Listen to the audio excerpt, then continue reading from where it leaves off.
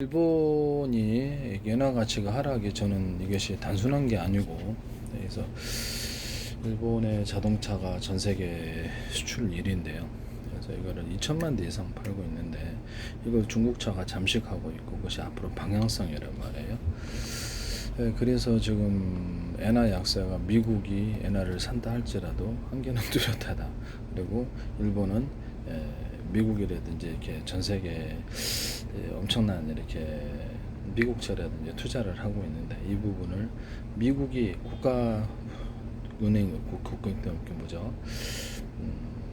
국가은행으로 전환해서 국채를 청산하는 이 작업을 하지 않고 있기 때문에, 그렇다면 일본으로서는 같이 파산할 수가 없는 이런 입장이라는 것을 그래서 말씀을 드립니다. 결국엔 이렇게 그렇죠. 결국에는 자기가 투자한 돈은, 여러분들 미국 정치인이다 그러면 자기가 어디다 투자했는데 상대방이 국가에서 투자하기 돈 빼지 말라고 사정한다 해서 같이 파산할 수 있느냐의 문제인데, 저는 그럴 수 없다고 봅니다. 그래서 일본은 결국 그것을 빼야 되는 부분인데, 이게 상당히 지금 딜레마에 처해 있다.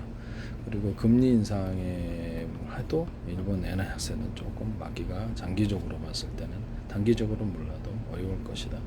일본이 이렇게 그 자동차 부분이 수출에서 차지하는 부분이 굉장히 높아요. 그래서 이 자동차 부분이 지금 무너질 수밖에 없는 구조로 하고 있다. 한국도 반도체가 지금 TSMC에서 HBM에 참여를 하게 되거나 선언만 해도 끝나는데, 공장을 그걸로 전환하면 되니까, 그러면 이제 좀 더 나은 기술로 했을 때 삼성과 헤닉스가 HBM에서 무너지거나 보급형, 그래서 범용 디램에서 중국이 노무라 증권에 2028년도에 18%를 차지할 것으로, 양측 메모리가 참여하거나 화학반도체가 참여할 수도 있어요. 그러면 이게 지금 하이닉스가 중국에 있는 공장을 판다는데, 그럼 디램으로 빨리 이렇게 전환해서 추가로 확장할 수 있는 부분인데요. 그래서 이 부분이 SK하이닉스로서는 자금 확보가 있는 거고요. 그래서 여기들이 좀 더 나은 고성능 반도체에 집중하는 이런 방향을 회사로서 해왔기 때문에, 본명 디램, 그러니까 가격 단가가 조금 안 맞는 본명 디램도 가격이 많이 뛰어 올랐습니다.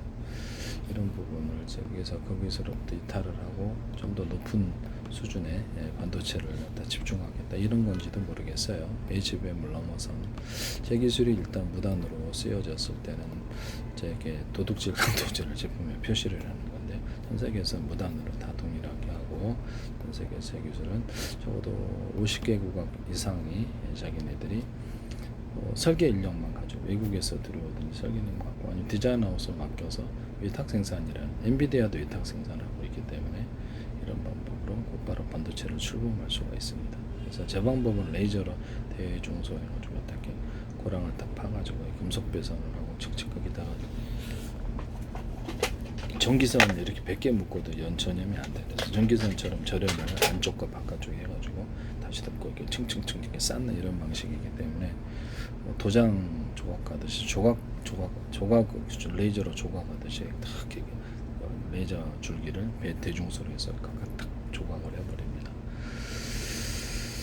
그래서 그런 식으로 한다, 이렇게 말씀을 드립니다. 대략적으로는. 어쨌든 미국이 자기들의 지금 주택담보대출 금리가 사상 최고로 올라가고 있습니다. 그래서 10년물, 30년물 주택담보대출, 그다음에 미국의 10년물 국채가 높아졌는데 단기채 비중이 굉장히 높아졌을 것으로 생각합니다. 그래서 그렇게 되면 미국의 어떤 국가 어떤 수입, 세 수입이 20%, 이자 부담 20%인데 사실상 원금을 갚을 수 없는 상태로 가고 있다. 원금 못 갚는다고. 이게 차원이 계속 안 되면 갑작스럽게 금리 인상이 확 이렇게 금리가 뛴다는 거죠.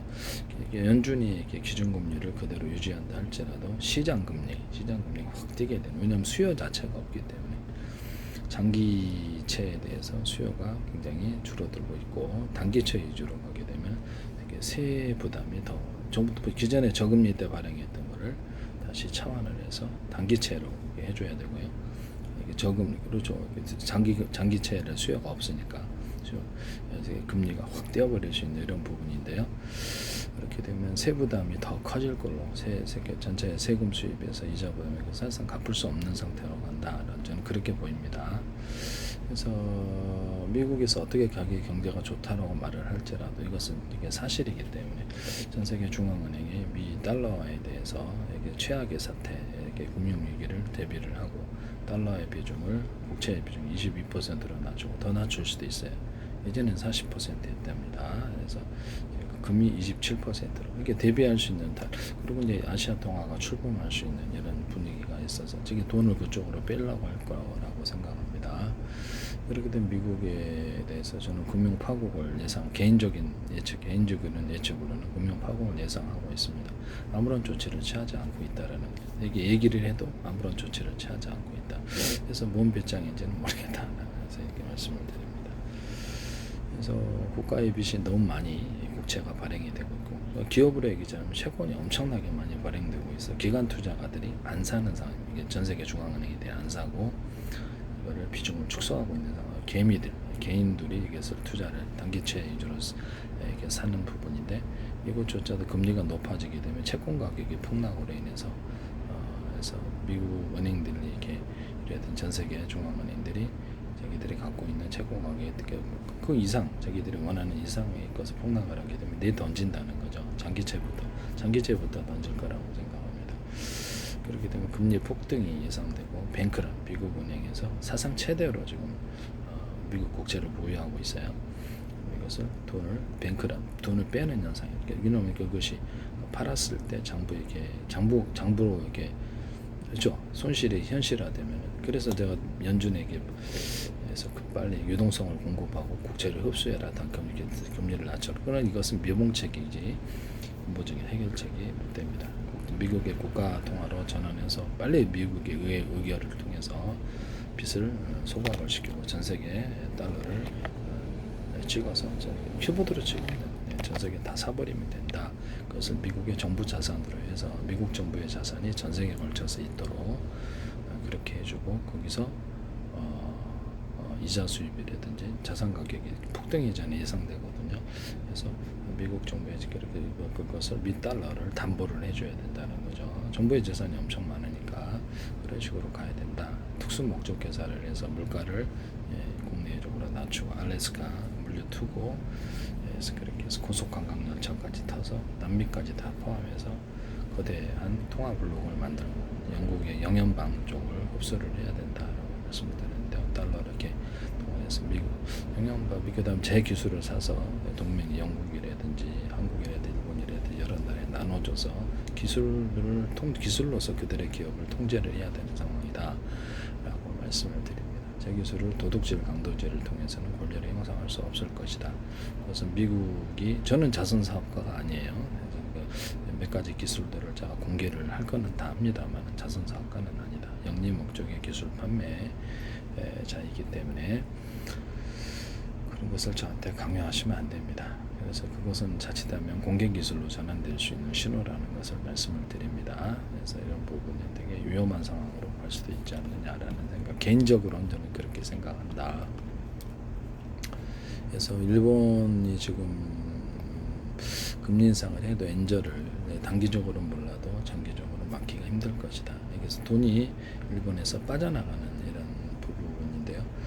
엔화를 팔고 나간다는 거죠. 그래서 그렇게 해서 일본이 자기네들이 이렇게 돈을 회수를 할 게 엔캐리 트레이드 청산을 통해 돈을 회수를 하는 이런 시점이 오고야 말지 않느냐. 미국이 막고 있을지라도 미국이 일본 엔화의 붕괴를 막지 못하는 그래서 파운드 붕괴도 있을 거라고 생각하는데요. 그래서 영국 파운드는 아직 나타나지 않았지만 파운드 붕괴도 저는 예상하고 있습니다. 그래서 미국과 미국의 동맹들이 한꺼번에 금융으로 무너지는 이런 순간인데요. 무역에 있어서 밀리고 있기 때문입니다. 그래서 중국에서 전 세계 수출 1위가 무역이 2074개, 미국이 500개, 독일이 500개. 그래서 미국이 유럽과 중국에 대해서 막대한 무역 적자를 갖고 날이 갈수록 커지고 있어요. 트럼프 행정부의 노력에도 불구하고 상관없이 구조적으로 기술 경쟁력이 되떨어지기 때문에 그래서 내가 1000개의 품목이 있는데 2개에서 잘한다 해서 2개가 기술력은 너희보다 낫다. 다른 998개는 경쟁에서 떨어져서 시장에서 퇴출되거나 점유율이 축소되는 상황에서 장사가 안 된다. 그 사업에서 그 기업이 계속해서 채권을 많이 발행해내거나 주가가 더 올라갈 수 있느냐의 문제인데요. 시장에서 퇴출 직전에 기업이 주가가 많이 높게 형성되는 거 봤어요. 미국의 저는 금융 붕괴가 바로 여기서 무역 적자에서 시작된다. 재정 적자, 이 쌍둥이 적자로 인해서 결국에 문제가 생긴다. 그래서 미국 행정부에서 노력한다 할지라도 엔화 약세를 장기적으로 못 막을 것이다. 그래서 이렇게 이제 중국 차가 일본이 수출 비중, 일본 자동차 수출 비중이 전체 총 수출에서 운송 장비까지 하면 24%, 자동차가 차지하는 비율이 16%입니다. 일본의 대미 수출액은 3분의 1의 자동차 및 자동차 부품과 관련되어 있는데 이 부분이 무너지게 되고 자동차 부품조차도 중국이 대체를 할 수 있는 부분이라서 쉽게 대체할 걸로 생각합니다. 그래서 일본에게는 지금 다른 사람들이 이걸 예상을 해서 지진 문제 포함해서겠죠. 그래서 이걸 예상해서 돈이 엔저를 그래서 무역 적자의 끝은 엔저예요. 그래서 그래서 장사가 안 되는 기업이 주가가 높게 형성되는 게 말이 안 되는 거예요. 그래서 인위적인 어떤 그 장난으로 인해서 올라갈 수는 있지만 근본적으로 떨어질 수밖에 없는 거죠. 그게 뭐 당연한 거니까. 미국도 무역 적자, 영국도 무역 적자, 일본도 무역 적자. 이게 이제 기술 부분이 뒤떨어져서 그런 거예요. 기술 패권을 제가 드리겠다고 얘기를 해도 불법적인 방법으로 확보하고자 하는 것은 미국의 지적재산과 법치주의를 무너뜨리고 전 세계로 하여금 모든 특허 규약스럽게 국제적으로 해박됐던 것조차도 깨뜨릴 것이다. 전 세계 모든 지적재산과 특허 규약을 깨뜨리고 미국에 대해서 반미가 된다는 겉으로는 협력하는 쪽 약속을 할지라도 뒤로는 반미로 다 돌아설 것이다. 그래서 미국의 통화를 벌이게 된다라고 말씀을 드립니다. 아시아 통화가 나올 것으로 해서 일본이 전격적으로 참여를 선언하거나 일본이나 한국을 빼놓고 아시아에게 중국이 선언하면 곧바로 금융 파국이 있을 것으로 생각합니다. 미국이 선언만 하는 거라서 그래서 미국이 막지 못할 거라고 저는 생각합니다. 그래서 빨리 국가 통화로 저는 그래도 아무런 조치를 취하지 않고 있다. 그러면 이 수순으로 그대로 가지 않느냐라고 생각합니다. 저는 올바른 것을 판단을 이렇게 정확히 보고 위험을 계속 경고를 하지만 거기서 무시하고 있는 것이라는 거죠. 얘네들이 결코 무너지지 않고. 그래서 중국이 독일 제치고 일본에 의해서 세계 2위 자동차 수출국이 됐는데요.